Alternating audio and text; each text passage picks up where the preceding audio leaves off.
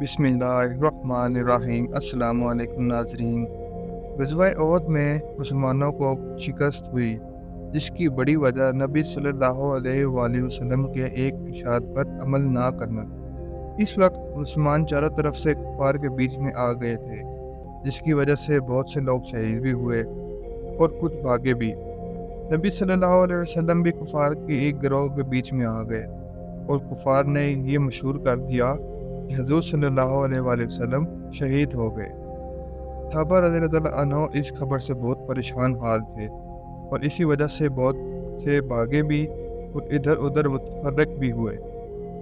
حضرت علی رضی اللہ عنہ فرماتے ہیں کہ جب کفار نے مسلمانوں کو گھیر لیا اور حضور صلی اللہ علیہ وآلہ وسلم میری نظر سے اوجھل ہو گئے تو میں نے حضور صلی اللہ علیہ وآلہ وسلم کو اول زندوں میں تلاش کیا، نہ پایا۔ پھر شہداء میں جا کر تلاش کیا، وہاں بھی نہ پایا۔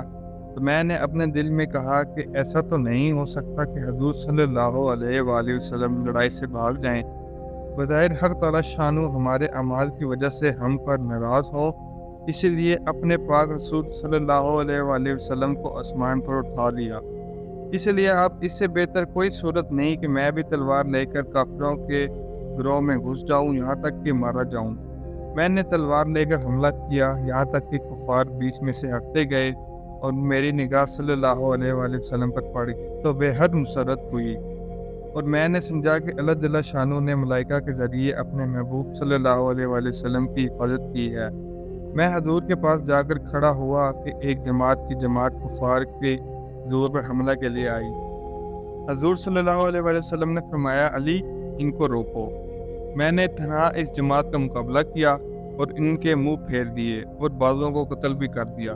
اس کے بعد پھر ایک جماعت حضور پر حملہ کی نیت سے بڑھی۔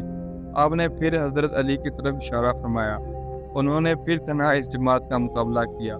اس کے بعد حضرت جبرائیل نے آ کر حضرت علی رضی اللہ عنہ کی جواب مرضی اور مدد کی اور تعریف کی تو حضور نے فرمایا، علی مجھ سے ہے اور میں علی سے ہوں، یعنی کمال اتحاد کی طرف اشارہ کیا۔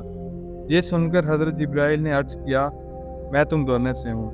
ناظرین، اس واقعے سے حضور صلی اللہ علیہ وآلہ وسلم کے ساتھ صحابہ کرام کی محبت کا پتہ چلتا ہے کہ ایک تنہا آدمی کا جماعت سے بھیڑ جانا اور حضور صلی اللہ علیہ وآلہ وسلم کی مقدس ذات کو نہ پا کر مر جانے کی نیت سے کفار کے جمکتے میں گھس جانا، جہاں ایک طرف حضور کے ساتھ سچی محبت اور عشق کا پتہ دیتا ہے، وہاں دوسری جانب کمال، بہادری اور دلیری جرأت کا بھی نقشہ پیش کرتا ہے۔